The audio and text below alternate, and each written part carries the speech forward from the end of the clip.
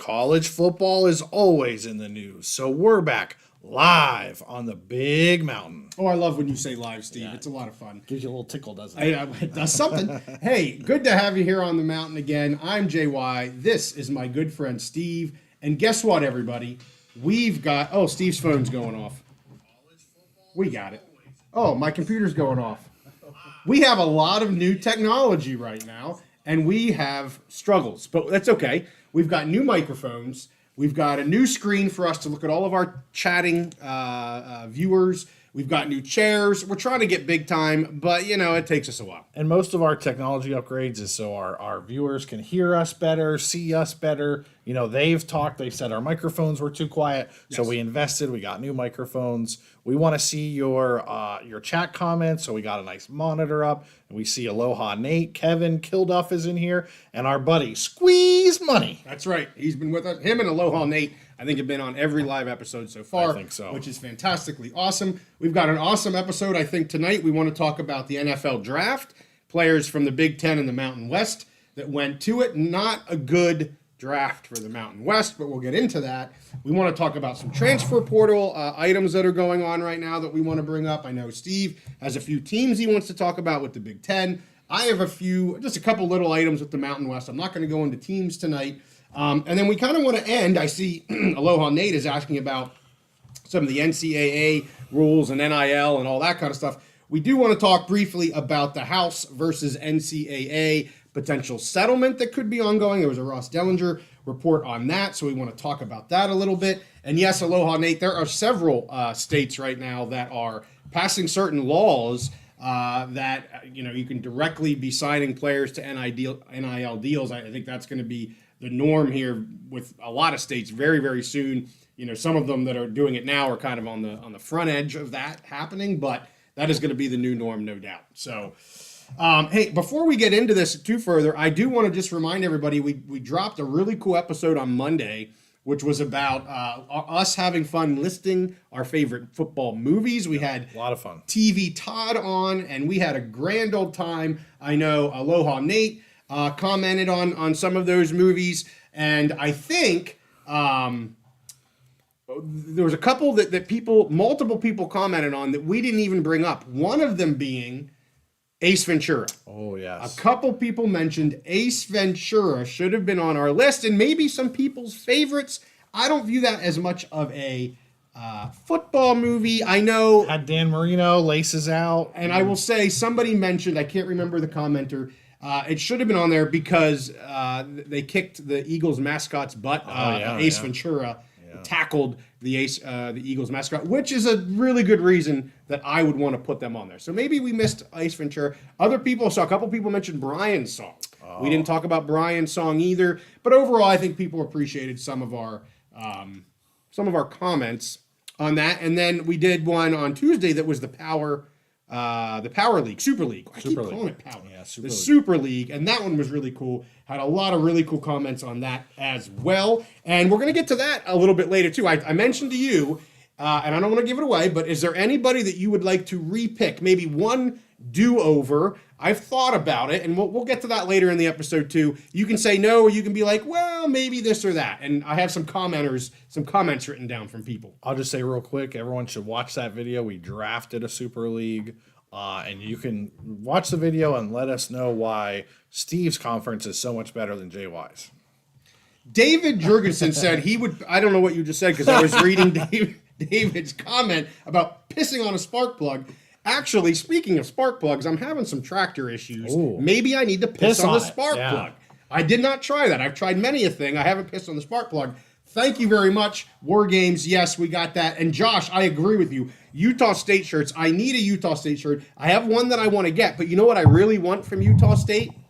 Those daggone the horn things that they got. Did you see them in the March during basketball season? Very cool. They got the horns. I want one of those. I got to get online and see if I can get that. I'll wear that. I'd rather have that than a shirt.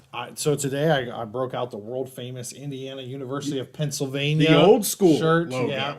JY is a alum of IUP. My daughter goes to IUP, so I had to represent the IUP. Well, now they're the Red Hawks. When you weren't there, they had a different Indians. name. They were the Indians. Yeah. We are No, I'm not going to get into that. Good gosh, let's get to it. Hey, thank you all for watching. For those of you that haven't commented, just put up a hello for us. We'd love to know who's on here. If you have some questions, you can throw them up. As Steve said, I go back and watch some of our episodes, and I was doing a lot of this last week, Steve.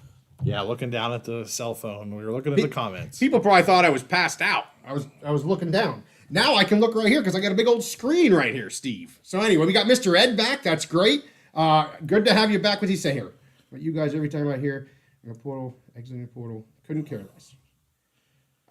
I get that. Ed, I think it's created a new dynamic, and the coaches have always had these cliches about, I don't care about the players that aren't here. I care about the players that are here in this locker room. And I think, the teams that you see, they're being successful. They're keeping their rosters intact. Yep. Those guys want to go and play together. And it's still fun watching those. And then those teams. Now, for some teams, they're having a rough time of it. They're rebuilding. And then at the same time, I think there's excitement when, you get some new players to come in. Maybe they didn't have success as another team. So it's definitely created a new dynamic where, hey, maybe every year you got a new team to root for. Yeah, well, and it's almost a little bit like next man up, too, sometimes, right? Especially for maybe some of the G5 schools, although we've talked many a time about you're getting the transfers up and down here. But, almost like an injury, it's the next guy up. You're an Aggie or you're a fill in the blank, you're a Cowpoke, you're a Nittany Lion. Next guy up, man. Yeah. Let's do this. It might give somebody a chance that wouldn't have had a chance other way, and they may flourish. So, yeah, it's a good point. You know what? We're only in May 1st. Let's get to some games, man. I want to watch some college football. Absolutely. I got the itch. Josh asked about it. What's our take on a G5 playoff? I think it sounds like he missed the show last week because we talked about the G5 playoff. I'm in favor of it. Did we talk about it during our live show, or did we? Yeah, it was a live show. Yeah. Don't throw shade at him. I'm not. I'm just saying he missed it. That's okay. I'm catching him up. Okay. We talked about the G5 playoff. Yes. I think both of us are in favor that we think it would be cool. We think it would be fun. We would love to see, but the stipulation would be, I think both of us agree that the top G5 team still gets in the other playoff. Right. But the teams that don't qualify, whatever, they could do their own playoff. I think it could replace some of the bowls. I think it'd be a lot of fun. I think people would watch it. So on face value, we were in favor of it. We think it'll be fun. Who knows how the details are going to be worked out and all that stuff. There was a comment about the winner of the playoff being that G5 team. The timing of that it won't work out. Right. Like, I get why you would want to do that, but you'd be beating that team up to then go and play a Power 5 playoff schedule. While it might make sense in theory, I think it's a horrible idea. I think you take the one G school, let them go to the college football playoffs, right, and then you have your G. Yeah, we both 14. Absolutely agree with that. Steven, good to have you back. And yeah, let's get into it. And we got somebody, Ricky from, is it Ricky? I can't, my eyes. Yeah, it looks like Rick Tungate. Ricky or Rick L. Tungate. From Indiana. Good to have you, sir. So let's get into it. Let's talk about some NFL draft stuff. Let's roll. You want to talk? Why don't we start Big Ten? Yeah. I'll let you go, and then we'll go to some Mountain West. It wasn't so good for me. Well, so I have a breakdown here that I think maybe will make things look a little rosier. Okay. I'm down. Okay, so I sent you this. There was a tweet that was sent out, and basically based on what the new conferences are going to be this coming year, there was a tweet sent out by draft picks. So about draft picks, who had the most? So the Big Ten leads the way with 69 draft picks, and that includes the new teams that are going to be participating in the Big Ten. Yep. The SEC with 63 draft picks, and that includes their two new teams, Oklahoma and Texas. ACC down there at 43, which a lot of those were probably Florida State and Clemson. Big 12 way back in with 24 draft picks. So less than half of what the Big Ten or the SEC had, and barely more than half of what the ACC had. So that kind of shows you there's a bit of a gap there between even the ACC and the Big 12. And then the Mountain West, including Oregon State and Washington State, who are going to be playing a Mountain West schedule next year, had 8. So the teams we're going to be watching this year playing Mountain West games together had 8. That's a little generous with the extra, but you and I both think that those two teams are going to be some way be a part of the Mountain West or a new conference here soon. I appreciate that spin. Yes, but they were a P5 team this year. Yeah, they were. Yeah, whatever. We'll get to my kind of pity party here with the Mountain West in a minute, but I appreciate the positive spin to it. So I'm going to continue with some notable Big Ten players that were drafted. I'm going to talk about first round draft picks, and then I have one other person that I want to point out. Aren't you fortunate? Yes. So 1, 2, 3, 4, 5, 6, 7, 8. So over half of the top 15 picks were in the Big Ten. So we're going to go now. Again, that includes the new teams that are going. They were playing. Some of them were playing in the Pac-12 this last year. Right. But the teams that were going to make up the Big Ten this year. So Caleb Williams, first overall to the Chicago Bears. Heisman Trophy winner, has all the physical talents. Didn't quite work out here, towards the end with USC. There's some questions, just off the field questions, whatever. Not that he's not necessarily like he's not going to get in trouble with the law, but we'll see how he works out in the NFL. But obviously, all the talent in the world.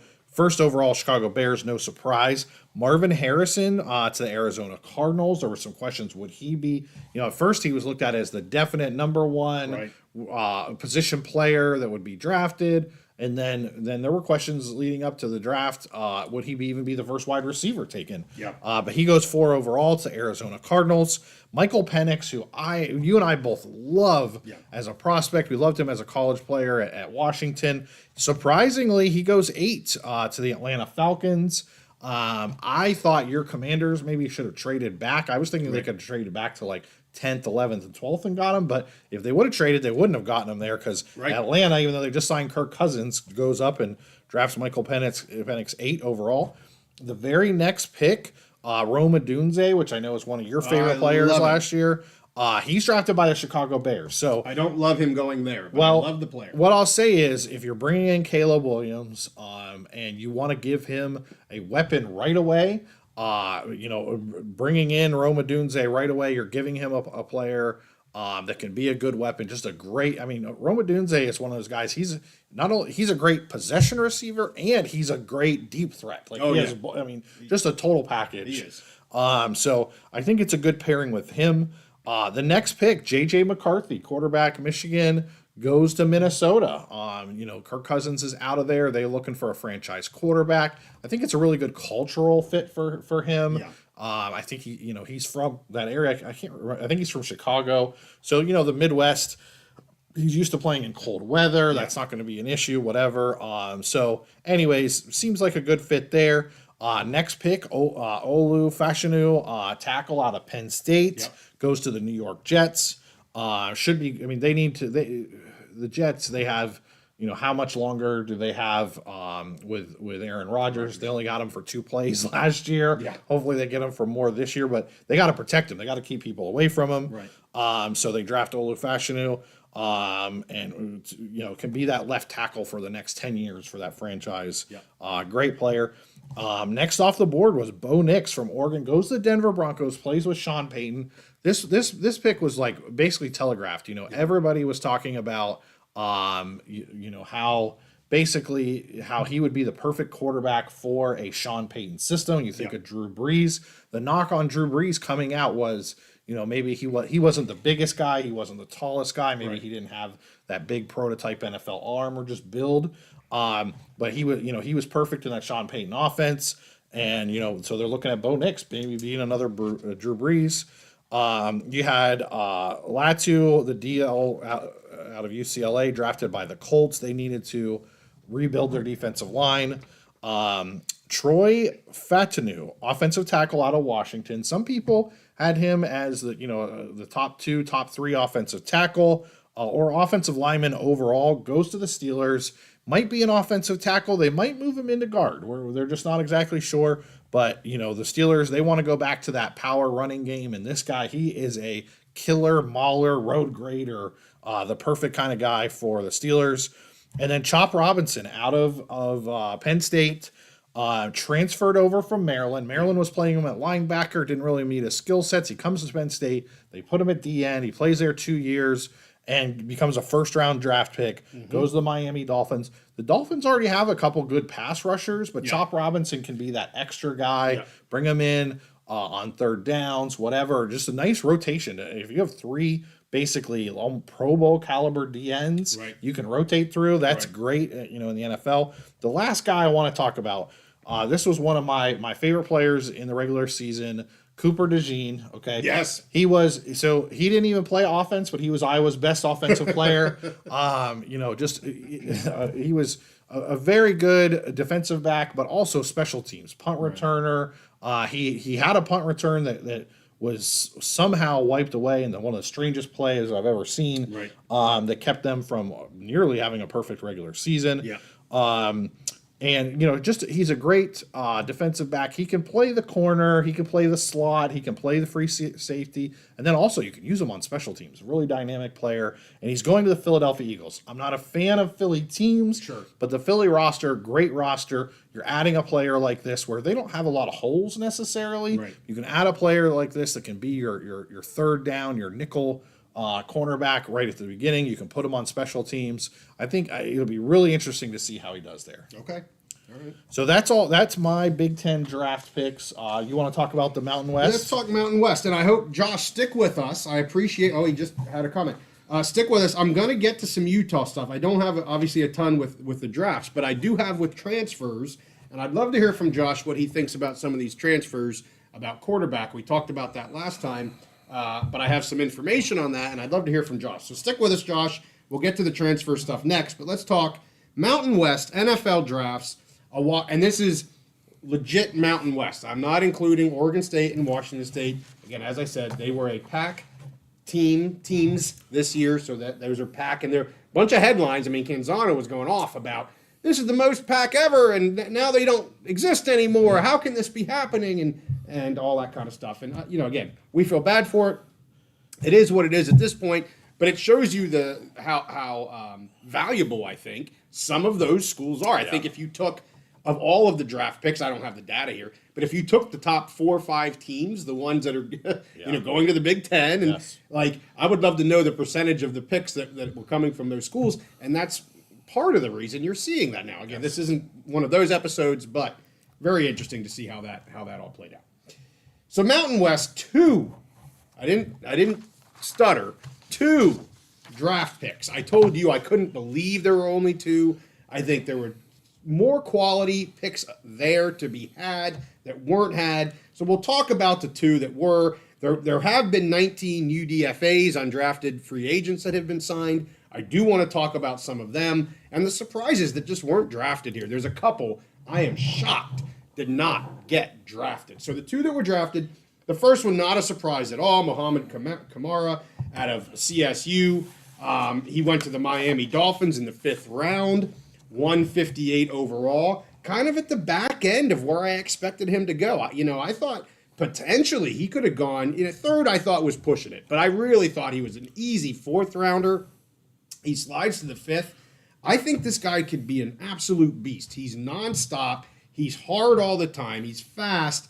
He was the 2023 Mountain West D Player of the Year. Just a phenomenal talent. Well done, Miami Dolphins. You got a hell of a player there. I'm not sure how much he'll necessarily play in the NFL next year, but I think he'll be on that roster. He'll be pushing some of the other guys, and I think he will get playing time in the NFL. He is that type of talent, no doubt about it. The other guy, Trey Taylor, I spelled it wrong here, D-back for Air Force, going to the Las Vegas Raiders in the 7th round, 223rd overall. He won the Thorpe Award as the nation's top defensive back. So that tells you how impressive he is. Obviously some people are going to kind of discount that because he's playing in the Mountain West and he's not playing in the Power 2. I understand that. But I think absolutely worthy of a draft pick. Some surprises here for me. I'm going to give 2 names and then a school that broke a very long standing tradition. So the 2 names here that I'm going to throw out that I'm very surprised did not get taken. Dalen Holker, the tight end from Colorado State. We'll talk about him when we get to free agents because he did get a free agent deal. Very surprised that he did not get drafted here. I saw some saying he was about the number 5 tight end in the draft. Of course, you can find people that say all kinds of different things on pre-draft scouting, but I'm very surprised Holker didn't get drafted. And I said to you, and this, I'm trying not to be a homer on this. I'm shocked Frank Crum, offensive tackle with Wyoming. I was blown away that he didn't get drafted. I'm watching the draft online. ESPN kind of ranks every player by position. And, as you got into the 6th and 7th round, Frank Crum was the next highest, according to them, the next highest ranked tackle, and he just didn't get taken. I'm blown away by that. And then Boise State, they have had a player taken in the draft every year since 2009. So they broke a 15-year tradition. I see Squeeze Money. Can't believe Helani wasn't drafted, but thrilled he signed with the Seahawks. So we'll get to the UDFAs. As Squeeze Money saying, obviously Helani did go to Seattle. Seattle actually signed the most of any team out of players from the Mountain West. I think they took 5, I believe it was. Right there in the backyard. They're right there. Exactly. Absolutely. So they took Helani. I think certainly his injury a year ago, I'm sure hampered his ability to up his draft stock there. That never helps anybody. But I get it. I agree, Squeeze Money. He could be a really interesting back at the NFL level. Lots of speed, good size. So that was a surprise that there wasn't a draft, but he did get the UDFA. Before you get to the UDFAs, I want to say something real quick. Okay. So here's my take on as far as why they only had so many players drafted.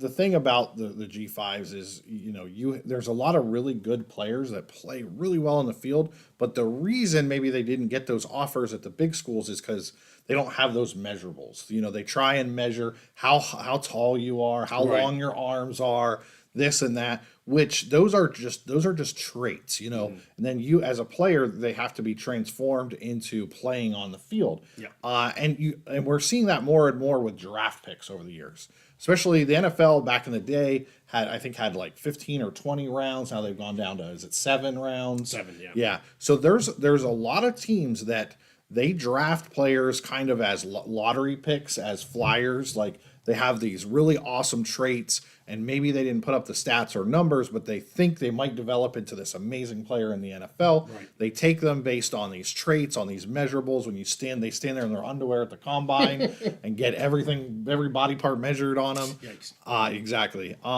When there's a lot of players that play at the G5 level, they're actually showing it on the field that maybe their arms are 2 inches shorter than the other guy, but they know where to be on the field. Sure. They know they can read and react faster, whatever.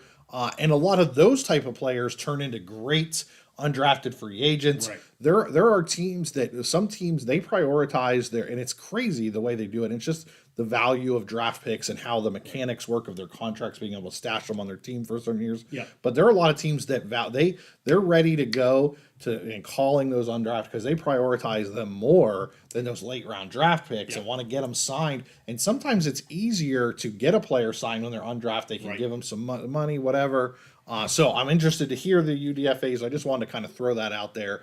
If there's any Mountain West fans that are feeling down on themselves, it's kind of just a product on how things work nowadays. Well, and I was going to bring that up about, is there more value to both sides potentially instead of getting drafted late 7th round? Maybe there's more value to a UDFA deal. So let's talk about some of these. Fresno and Wyoming lead the way with 4 each. And obviously it's not totally done, but as soon as the draft's over, these things start firing off. They obviously knew what was going on. So let's talk about some of the players that I already talked about. We talked about Helani, Seattle. Holker, the tight end for Colorado State, he's going to the New Orleans Saints. Frank Crum, of course, did get an FA deal with the Denver Broncos. Wow, Denver, Wyoming, not real far away. I bet you they saw him a few times. Yes. And then Easton Gibbs, the linebacker, which a lot of people thought he, could get drafted as well out of Wyoming. 2 really stud guys on either side of the ball here with Crum and Gibbs. He's going to Seattle, or at least as a free agent deal with Seattle. I mentioned Helani with Seattle. Chevin Cordero, the quarterback out of San Jose State, another player that gets a Seattle deal. It'll be interesting to see how he's able to do in the NFL. Certainly had long enough to simmer at the college football level there with Cordero. but he's got some talent. Jalen Gill, a guy that you have talked about coming out of Fresno. He got to deal with San Diego. So we'll see if he can make a splash there. And then Jack Browning, the kicker out of San Diego State, one of the best kickers, going to Buffalo with the Bills. We'll see, kickers and stuff there. You don't draft them very much, right? Punters, kickers, all that stuff. Very rarely. Very rarely, unless they're a complete stud, which, quite frankly, the Mountain West has a few stud kickers coming still in the Mountain Wyoming West. has a Wyoming's got a great one. Boise, who's the double name? San Diego State's had a great punter, I think, for the last few years. I don't know if he's still there. Yeah, is it Colorado State? I'm drawing a blank. Anyway, let's move on. Maybe somebody can help me out there. So let's get to transfers. Real quick, we had Aloha Nate, always with the great comments. Not only is he a big fan, he's here all the time, but he has great comments in our chats, our live chats, but also just in our videos. He's always commenting, and when I read them, I'm like, wow, that really contributes to the conversation. And he suggests that the G5 conferences should have a conference-wide pro day, like the Big 12 did. I agree. Let's make that happen with the Mountain West. Put it in Las Vegas. That'd be a great location. You could easily get some scouts to come in there, get people to come in there, and hey, maybe they'll even entice the Big Mountain to go and cover the Mountain West Pro Day in Las Vegas. So I'm all for it. I think it's a smart idea, and honestly, I think Vegas. I really think the Mountain West. Ever since the Mountain West, the basketball championship tourney, this has just been in my head. It was such a great venue, great atmosphere. I think the Mountain West should leverage Las Vegas. There's a million flights getting in there. It's easy. People want to go in there. It's fun to go there. So let's have a Mountain West Pro Day in Vegas. Sounds good to me. Yeah. If I get to go, I'm totally in. All right, so I've got transfer information. Do you have anything on transfers, or do you just have overall Big Ten? I just have two Big Ten teams that I want to talk about. It's mostly spring game stuff. Mostly spring game stuff? Yeah. Let me talk about some since I'm on the Mountain West. Let me keep going on transfers here, and then I'll let you get into some of your Big Ten schools. Perfect. And Josh, I'm going to do a shout out for you here in a minute. I want to get your take here as a Utah State fan. So San Diego State and Nevada still have the most movement in April. We saw a lot of movement from them, especially San Diego State at the end of the season, the end of last year. They're still seeing a lot of both ins and outs. It's not just one-sided, but ins and outs down there, having that new coaching staff. Same thing with Nevada, mostly outs here for them. I'm not going to focus on that. I do want to talk again. I think this is the third straight week that we're talking about quarterbacks leaving Utah State. So I mentioned McKay Hillstead, who I loved. I thought it would be their future. He entered the transfer portal, and he's going to BYU. So he's not going very far, but has transferring to BYU. That was stated on April 25th. He should really be challenging. I think it's Jake Retzlaff is the potential starter there, really helping to push that offense. He's got the arm to do it. I wish him well. I don't follow BYU very closely, but I may watch a few games just to see, at least follow him to see if he's going to play some games, and if he does, I'd be interested to watch him. And then Cooper Lagasse, the other quarterback from last year, they bring in two guys, so the two guys that were there are leaving. Rumors right now include Oregon State and Washington State, two schools that will be playing a lot of Mountain West teams. Yeah. Certainly Lagasse has history with the Mountain West playing there. And also, they're looking for quarterbacks. Yeah. They both need quarterbacks. So those are two schools that I saw. Another one that I saw was UNLV. We've talked multiple times that Maeva is leaving. They did get the quarterback transfer in, Matt Sluka from Holy Cross, a really good quarterback there from them. So they do have one that is replacing them, but they're looking for more. So I could see Lagasse potentially, moving into UNLV territory as well. So those were just some names that I saw. I think somebody mentioned BYU as well, but I think if BYU went with Hillstead, they already have a quarterback there. I doubt Lagasse is going to be going to BYU. So some other big names that are transferring out of the conference. Justice Ross Simmons, the wide receiver in Colorado State. He's actually transferring to Syracuse. He's from Rochester, New York, so he's getting closer to home. I did see that. Some of it has to do with his father and trying to be closer to family there. So he's actually moving to Syracuse, or transferring to Syracuse to be closer to family. Javion Cole, the cornerback, San Jose State, a huge loss, getting tons of interest. Lots of interest. Texas, Michigan State, Auburn, Tons of other schools. I looked at his X feed, and it's just like he puts the school, got an offer, put the school, got him. I mean, it's just one school after the next. He's still going around, shopping his skills, has a ton of interest, and a big loss for San Jose State. Deshaun Misa, linebacker in Boise, a 4-star recruit, one of their biggest recruits, at least in recent history. He's also transferring out of Boise. That's the side of the ball that I really question for Boise. They can't be losing guys like this. They need to be adding to that roster. That's a huge loss. And also, quarterback CJ Tiller for Boise has entered the transfer portal. So assuming he leaves, he was the quarterback that started the LA Bowl after the issues with injuries there. So they're down to Madsen and Nelson. If he does actually leave, they still obviously have Madsen, who's coming off of an injury, and they got Malachi Nelson from USC. So some big names here, at least entering the portal. We'll see what happens. We know Simmons is already signed. We know Hillstead is already signed. So Josh, I see. Lagasse did beat Oregon State, USU. I absolutely. My question for you is, losing those two, both starting quarterbacks last year, bringing in 2 new quarterbacks, I'm seeing a little bit of hubbub about Coach Anderson and what's he doing? He's losing these guys. He's doing this or doing that. So I'd love to hear from Josh what you feel about the quarterback turnover. I get it. Wish him well. Totally agree with you. But both the quarterback turnover and about Coach Anderson and what's going on. Okay, Hillstead, dead to me, skipping off to BYU. That's a sin. For you, I totally get it. It complete sin from Utah State to BYU. It probably doesn't get any worse than that. But I guess I would say on the other side, do I blame the kid? Because I would assume he would have thought he was going to push for the starting job this year, and they bring in 2 guys, and that's why I bring up the question about Coach Anderson. Josh, let me know what you feel about that. I know there's 2 sides of every coin, but I'd love to hear from you and what you think about that. We'll let him type. We'll go to the Big Ten. Who you got? Yeah, so before I start talking about the Big Ten, I got 2 things. I want to ask our viewers, if you're in the live chat, let us know how our sound is today. We got these new mics. Yeah. Can you hear us okay? Are they sounding well? Do we need to crank them up a little bit? So that's the first thing. And then the other thing I want to talk about, Ed, he asked a question: how long until someone sues the NCAA for limiting eligibility? I think he's talking about the number of years. Why couldn't a player stay in college as long as they're undergrad or grad school? Good question.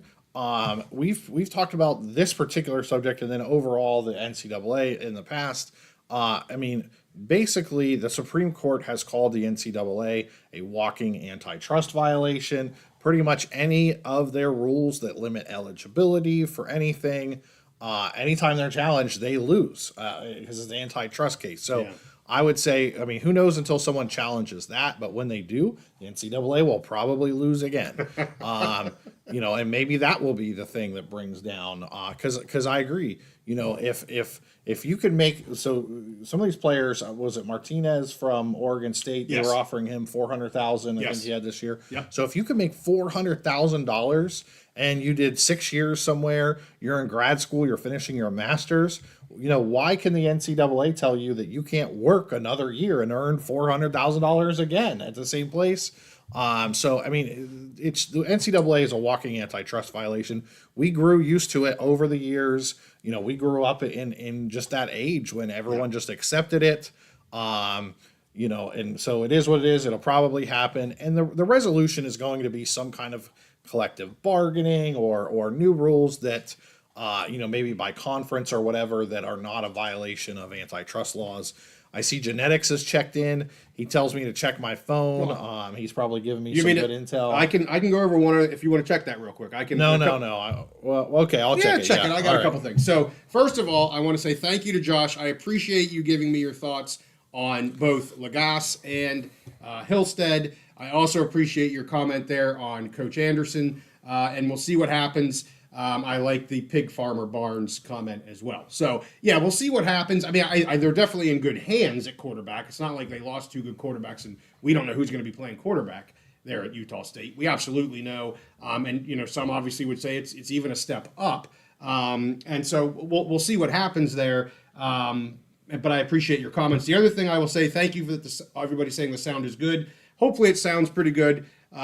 We put all of our money that we're earning from YouTube, from viewers and our wonderful little commercial crap that they put on it. We put it right back into our show here. So we got new mics, we got a new mixer, and yeah, we're trying to make things sound a little bit better. Oh, we got new chairs. Chairs, Steve. Look yeah. at that. Ooh, They spin. We're trying not to spin. yeah, it helps too my much, but helps my butt stay a little cushier.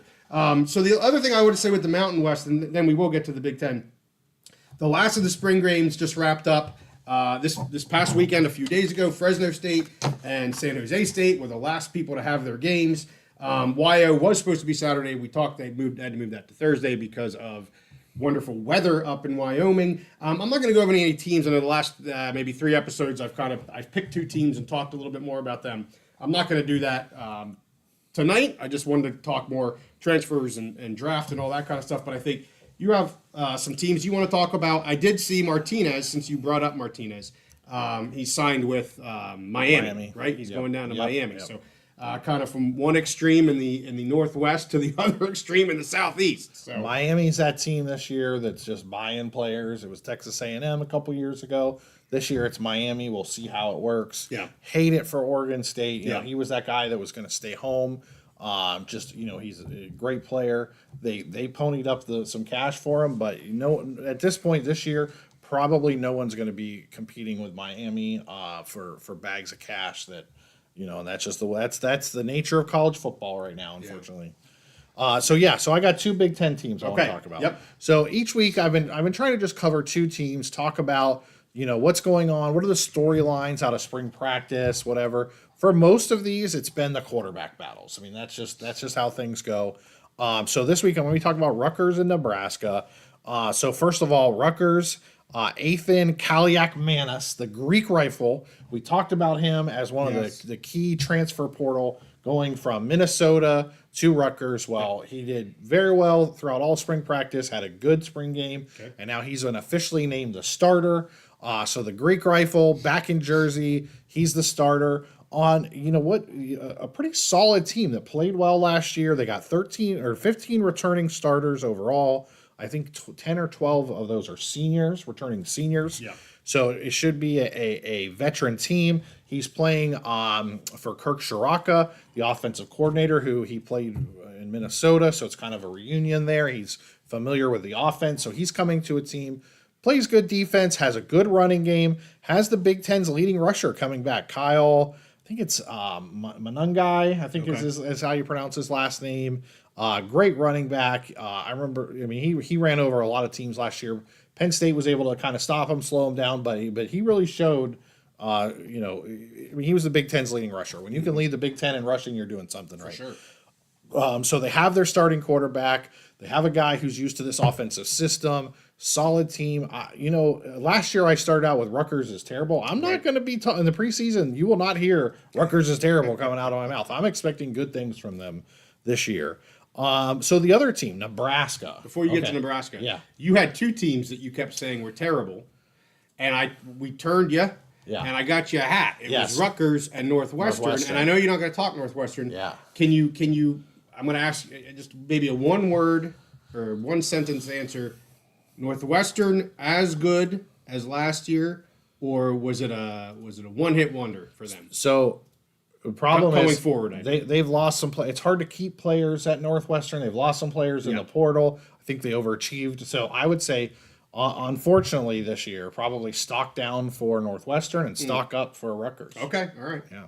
The other team that I talked about a lot was Maryland. I said how they would start the year like 5-0, looking like one of the best teams, and then just completely go down the drain, and that's pretty much what happened. The 2 teams that you nailed were Michigan and Maryland. You had when Michigan turned, you had it, and or is that when Maryland turned? Both of them. Both of them. You had both of them because Michigan was struggling at the beginning, and I said once Harbaugh was back. That's right. Yes, that's what it was. I'm getting a mix though. It was Maryland. You were going win, and as soon as they hit it, and you called the right week, and they hit it, and then Michigan, you're like, they're going to fuddle around here for a little while, and then you're on both of them. But anyway, I'll stop patting your back and let you go to the next one. All right, so my next team is Nebraska. So last year I said at the beginning of the year, I expected them to struggle. Yeah. You know, the new coach coming in, Matt Rule, fantastic coach. It wasn't successful in the NFL, but it's had so much success in college. Yeah. I said it would take him a little while, and I forget the quarterback's name last year. He was just a turnover machine. He had been a turnover machine in Georgia Tech. They brought him in, kept doing the same. So, you know, last year they were a solid team. They probably underachieved of where they wanted to be, Right. but they were a solid team that just had terrible quarterback play. Right. So this year, spring game, 60,000 fans in attendance. Beautiful weather out there. You know, they brought in that Dylan Raiola. He was the switch from I think Georgia to Nebraska. Had some family connections with Matt Rule. They bring him in. They have a couple other young quarterbacks on the roster. Well, Dylan Raiola goes out in their game. I think they call it the red and white game. 16 for 22, 239 yards, 2 touchdowns. Completed passes to 14 different receivers. Wow. So if you know, again, spring games. Was there a defense on the field? You don't Okay, know. I'm It just could asking. have been fourth string. You know, a bunch of Rudies out there on the field against them. So you never know. But if you have a talented like 4 or 5 star freshman quarterback, that's exactly what you want to see them do. Yeah. Come in. So I don't know if he'll be the starter, but it's either this year or it's coming. You know, he is their future. And they got to feel excited about that. Their other quarterback, Heinrich Harburg. I like the name. I know. He sounds like it's a nice German name, like he wants to have some Hofbrau. Don't go there again, Yeah, Steve. okay, all right. So he You went. can only get me going on Hofbrau so often. We just did that with TV Todd Yeah. the other day. So he Was went. that when we did that? Yeah, that was with TV Todd. We all talked about the Hofbrau. So, yeah, so he went 8 of 13 for 163 yards and 2 touchdowns as well. So one of those two guys is probably going to be the starter. And then the third quarterback played pretty well as well. Daniel Kalin went 9 of 16 for 91 yards. Honestly, I saw some of this game. All 3 quarterbacks, they were moving the offense. One would come in one after the other, and so they're going from a situation where they had absolute bad quarterback play, a turnover machine, a guy who should probably not have been a P5 college quarterback. I mean, and I, you know, it sounded like I was really busting on him last year, but but that was his performance on the field. He was what held their offense back, held their record back. So this year, I don't know if any one of these guys is ready to be a Heisman Trophy national championship quarterback, but they got 3 guys that look like they can actually move the ball. So you go from an inept offense who's just turning it over to hopefully 3 guys who can just run the offense, move the sticks, you know, run an effective offense. So I think the stock is up for Nebraska this year. So I got to ask you a question. Yeah. Early on, and we didn't do the shout out here, but David Jurgensen said early on, I think we were talking drafts. Yeah. He said, hoping my Huskers will start contributing to the Big Ten total in the near future. Yeah. I don't think he knew you were going to be talking about the Huskers, but I'll tell you what, he came on our live broadcast on the right day. Yes. And I think, yes, absolutely. Matt Rule, he's increased he's increased their recruiting. He has that gravitas. People understand what he has done for college teams in the past. Turn Temple around. Who wins at Temple?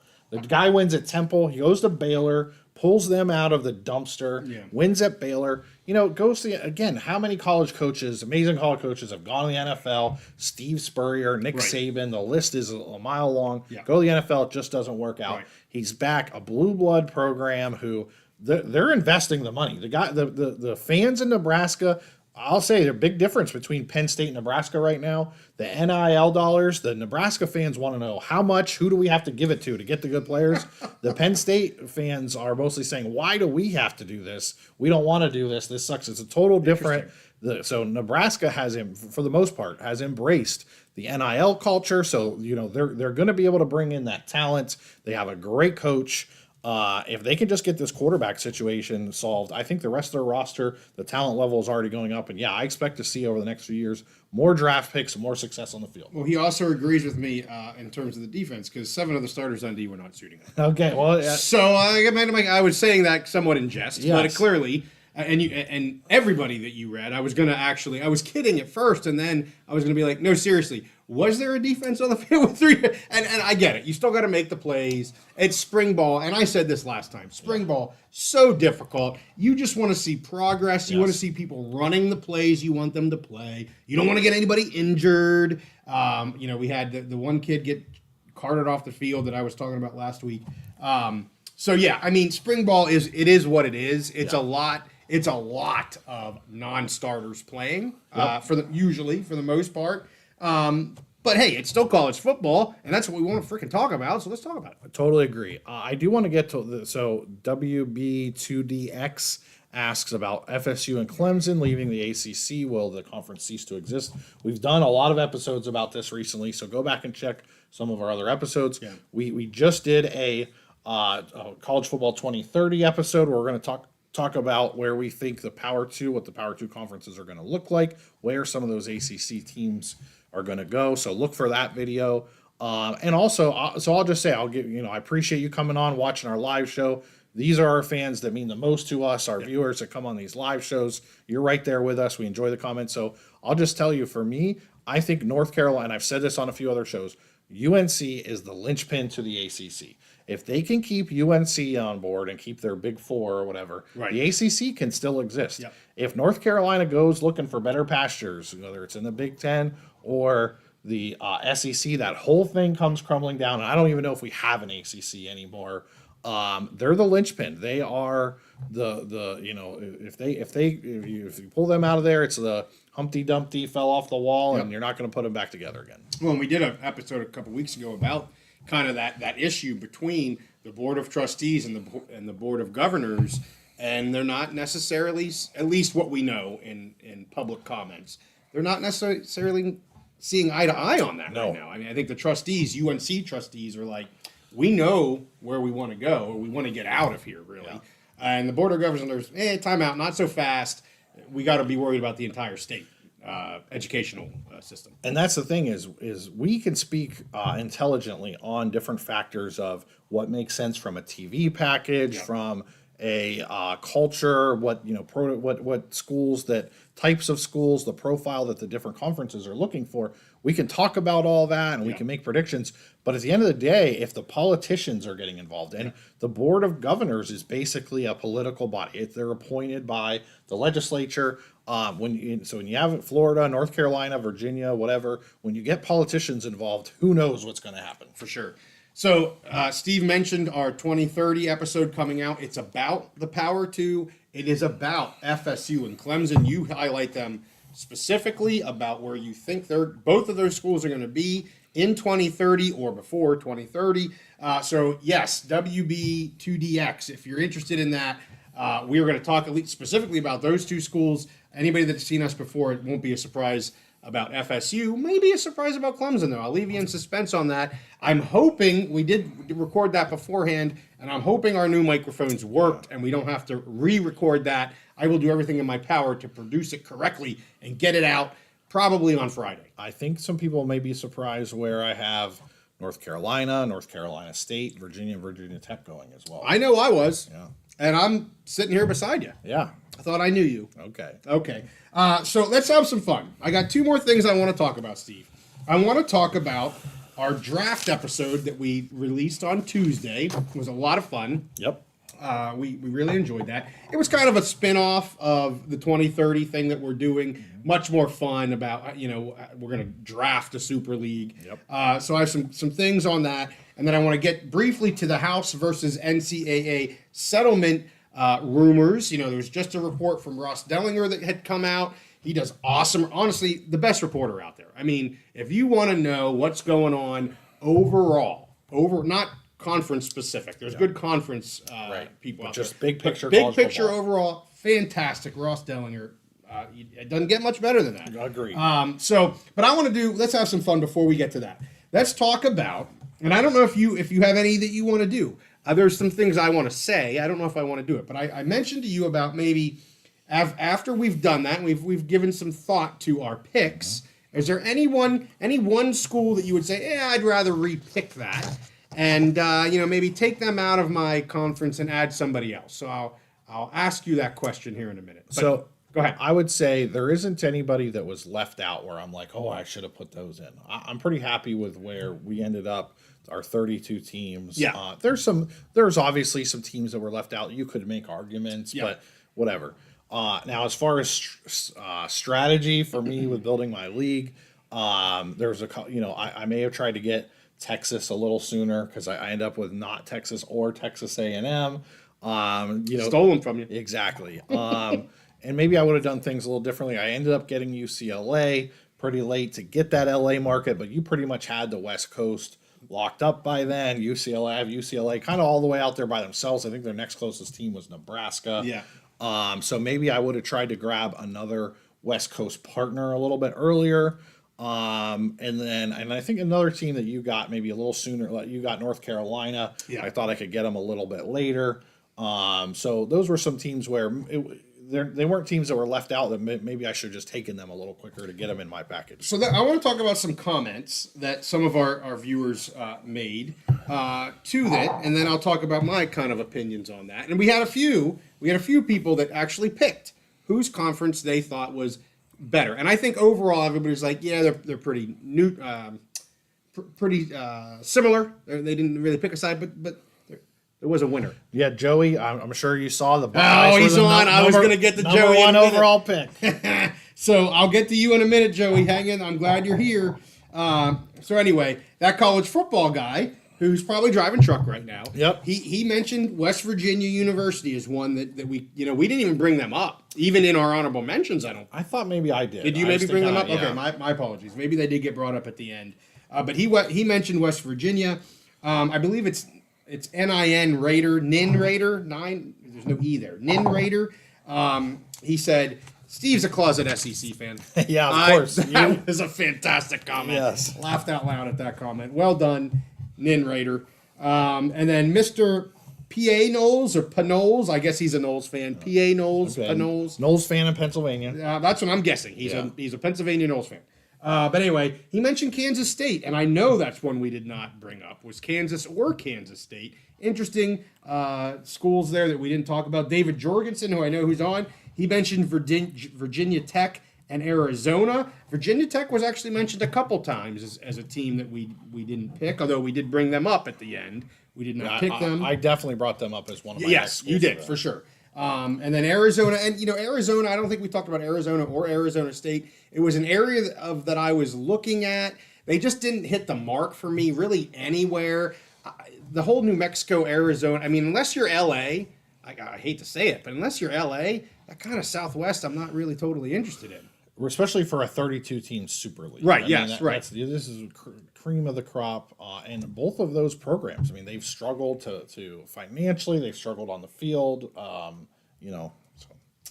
So then we had Crab Cakes and Football, which I told this guy, I love his freaking username. Crab Cakes and Football. Of course, he's in Maryland, right? Yeah. Like, he's a Maryland guy. Gotta be. And he, of course, was disappointed. No, Maryland. But I did say they were one of the teams I actually was looking at. Colorado and Maryland as being my last team in. So I get it.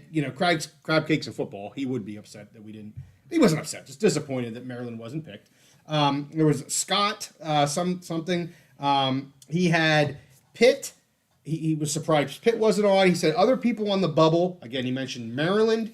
He mentioned West Virginia. He mentioned BYU, Syracuse, and Maryland again. Or I said Maryland. Missouri was the other one he mentioned. Missouri, I get Missouri. I can understand that ish. But he graded us a 31 out of 32, Steve. I went, not bad. That's pretty freaking good. I'd take 31 out of 32 all the way up through my doctorate if I went for one. Absolutely. Can I address some of those teams? Well, I got one more. Okay. And then California, he asked, when will the realignment occur and JY poach Steve's conference? Which I found hilarious. Yes. But anyway, you can address the others. So West Virginia, I can't remember if I mentioned them or not. They were definitely on my fringe. And the thing about, I mean, a lot of those teams, if you expanded, if you were at like 48, 40, 48, they would have made it in. But they were just on the outside. The thing about West Virginia, I mean, the West Virginia fans take it seriously. They, they love their football. I'm excited. I'm planning on going to Penn State is playing at West Virginia in September. I'm planning on going to that game. Oh, yeah. My first time down in Morgantown for a football game. So I'm excited about it. Country roads. Yeah. You going down country roads? Yeah, of course. Okay.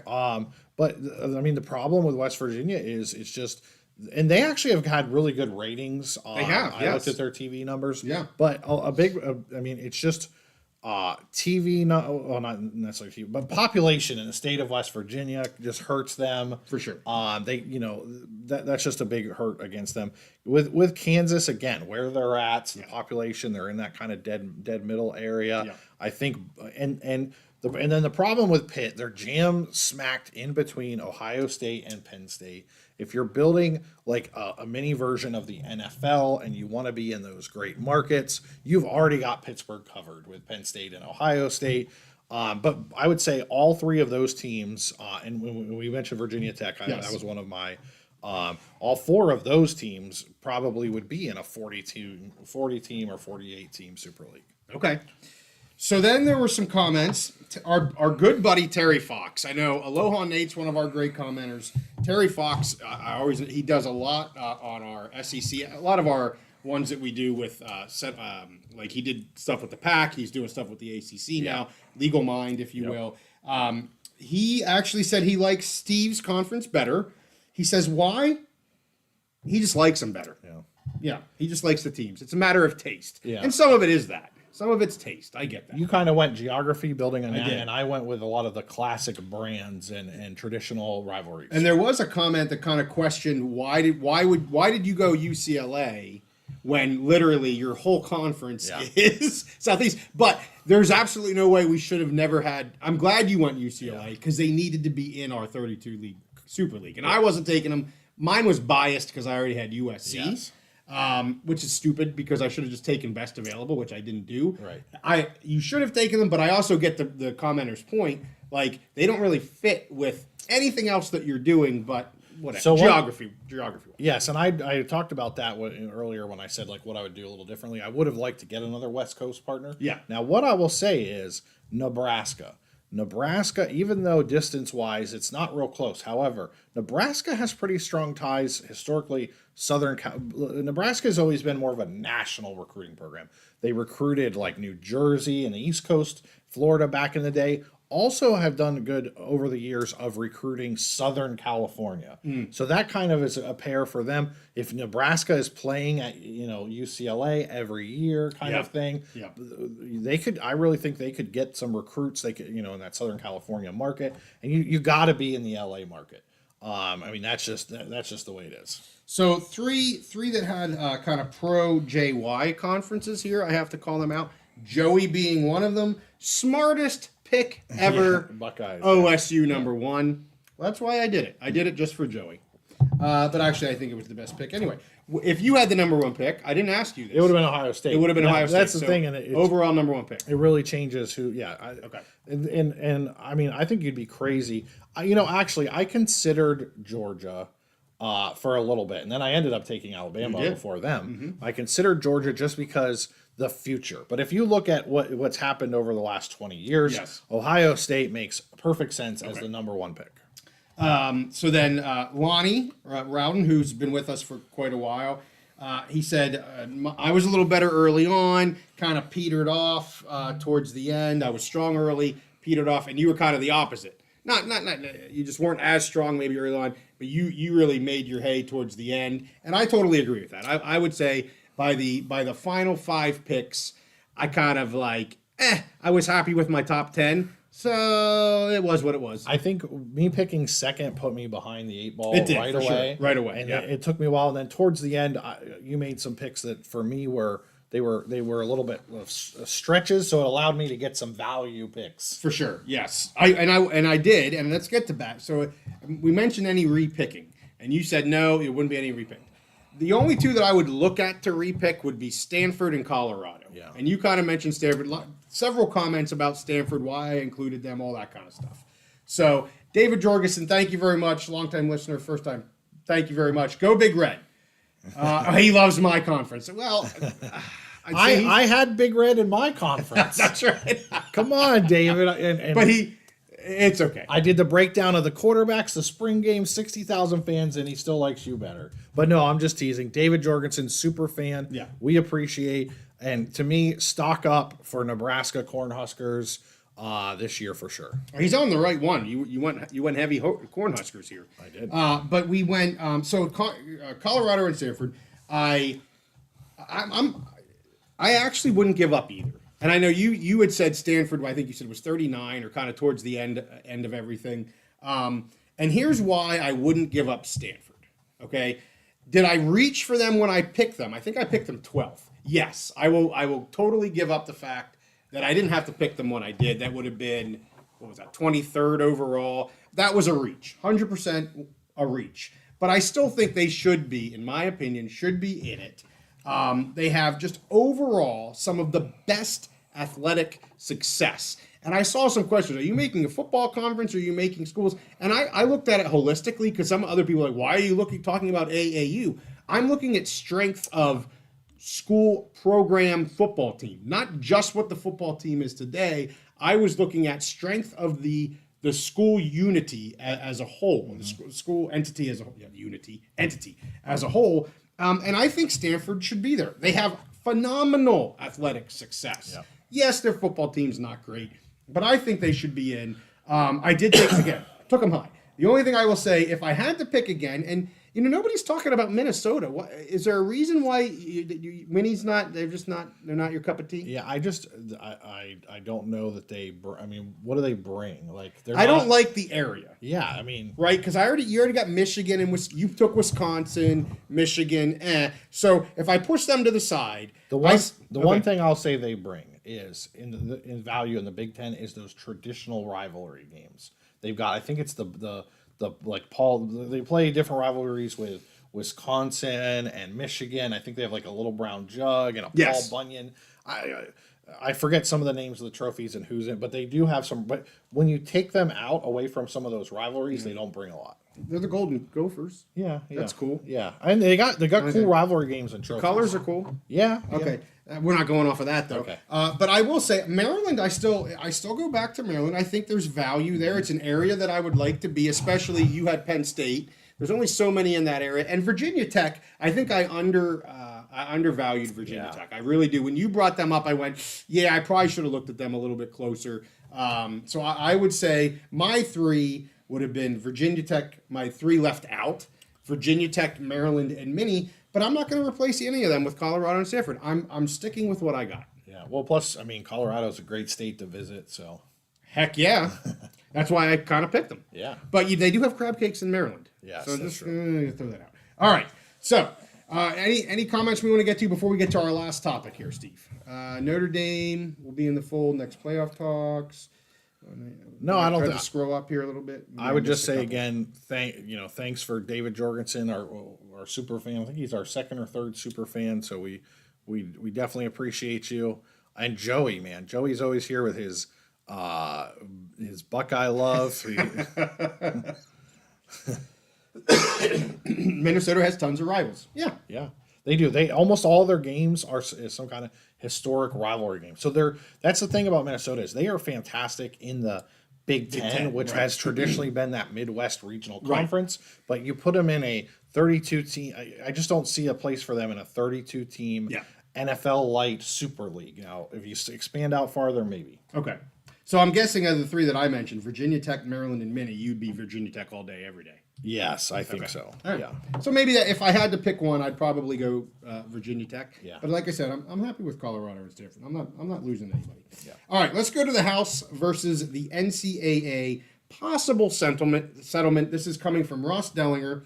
And I'm just going to lay over a little bit of what he reported, and then we can talk. Can I back up 1 second? Back up as much as you want. If I remember correctly, I picked Virginia in mine, right? Did I pick Virginia? No. Did you pick Virginia? No. Okay, never mind. Sorry. Okay. Keep going. Yeah, we left the Virginias and the Virginia Tech. No, there's no Virginias in ours whatsoever. Okay. So apparently, I think we all already knew this, but negotiations have been ongoing for months in order to settle this antitrust lawsuit. And it could show a new model of revenue sharing. Yes. The settlement would have potentially two parts. One would obviously the back compensation owed for NIL. That's why the lawsuit's here. And they're still estimating this sucker to be at like $1 billion, Steve. Just huge numbers. The second piece then is moving forward. What does that look like? Is there revenue sharing and or some sort of a, you're kind of buying a student athlete's name, image, and likeness. You're just buying it from them, and then you can use it for whatever the heck you want. Well, not whatever, but most of whatever you want. There's speculation that as much as $20 million per P4 school could be the amount schools are expected to share with their athletes. A settlement would need a majority or maybe supermajority of university presidents within P4. So he laid out some reasons why you would want to settle, some reasons why you wouldn't want to settle, and that's why I want to have maybe the focus of our discussion. So reasons that you would want to settle, protection from potentially future lawsuits, to expedite or close other existing lawsuits, and avoid possibly steeper price tags for this. Reasons not to settle, obviously some of the counters to reasons to settle, but reasons not to settle. Offers only short-term protection from future lawsuits, will not end this NIL arms race as they talk about for boosters, further complicated by the whole Virginia and Tennessee case. That's obviously another piece to this. It will not stop player movement. I'm not sure how a settlement's going to stop player movement anyway, but we can talk about that. And then it's unclear how our settlement will be treated by existing lawsuits, other existing lawsuits. So, what are you thinking here, Steve? I mean, what are the pros and cons to this settlement? What do you think they can get out of it? So I want to tell you what I think is going to happen and why. Okay.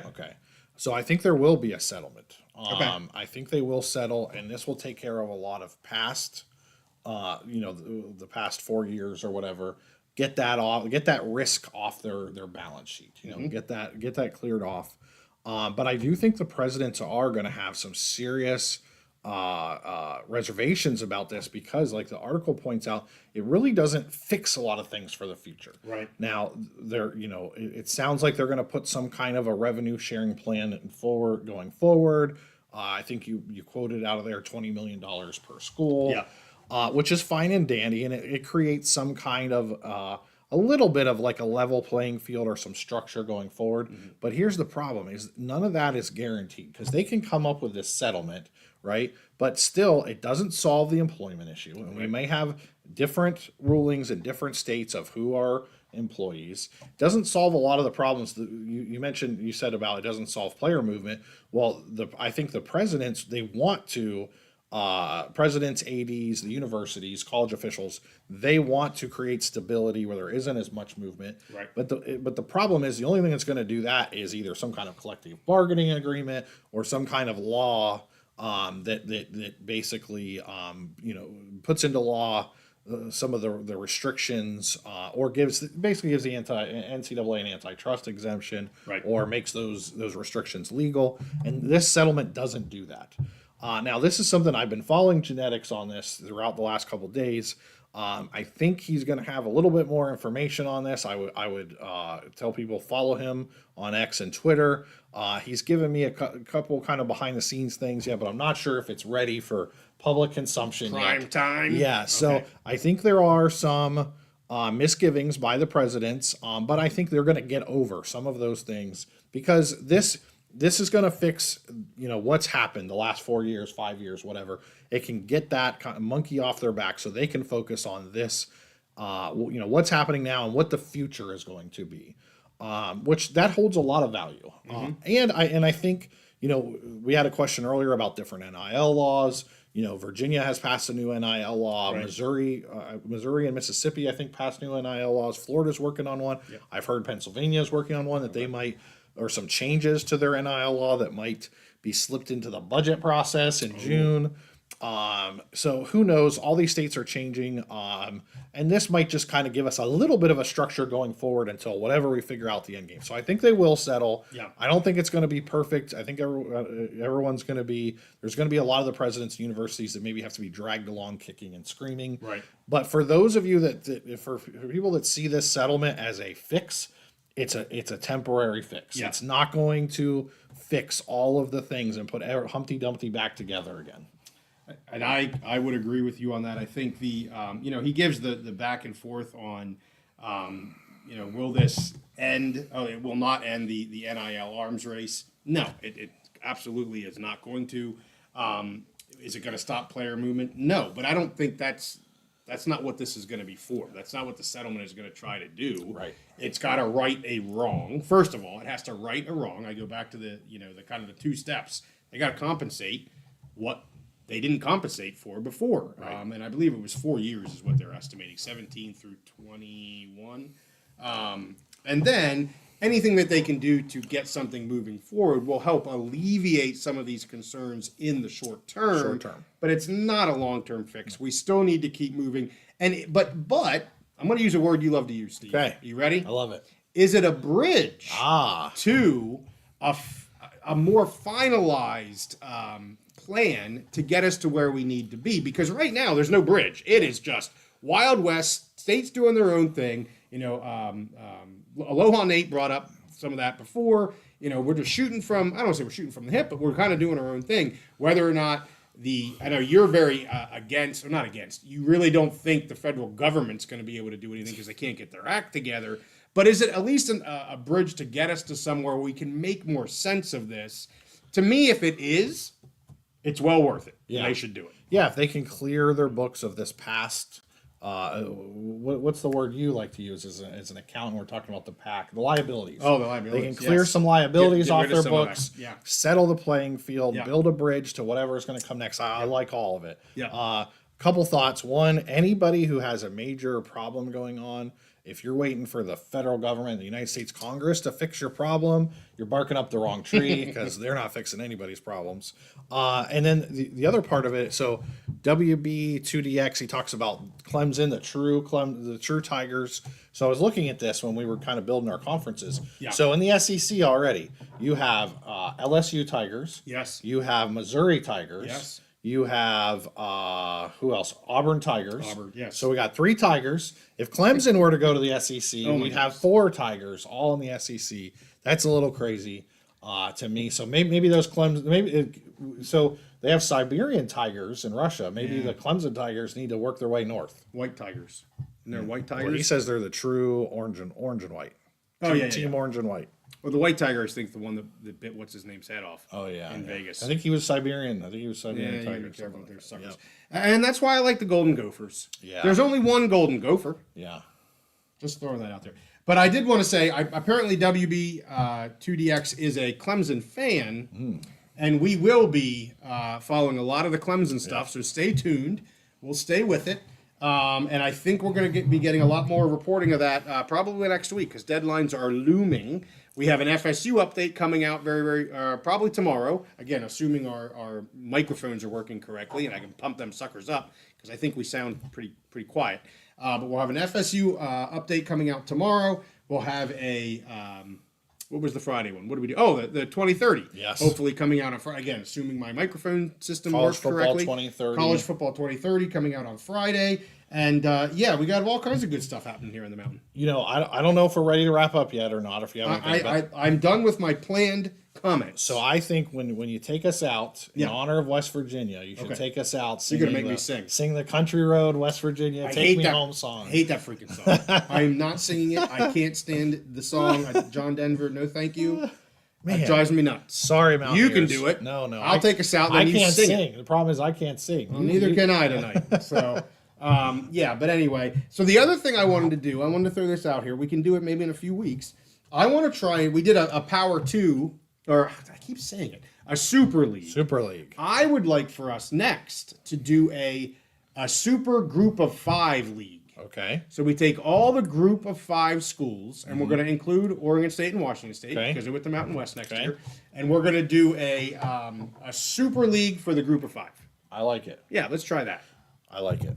We also had a commenter ask us to do another one. I can't remember what it was. I think it was something about ESPN, something or other. It's like a 4-letter word around certain people if you Yeah. mention ESPN. Yeah. We'll check that one out. Maybe that'll be another one because the hypothetical stuff, it's a lot of fun. Yeah. We get a lot of good comments from it. So, all right. Well, I think we're done. You got anything else, Steve? No, I think we're done.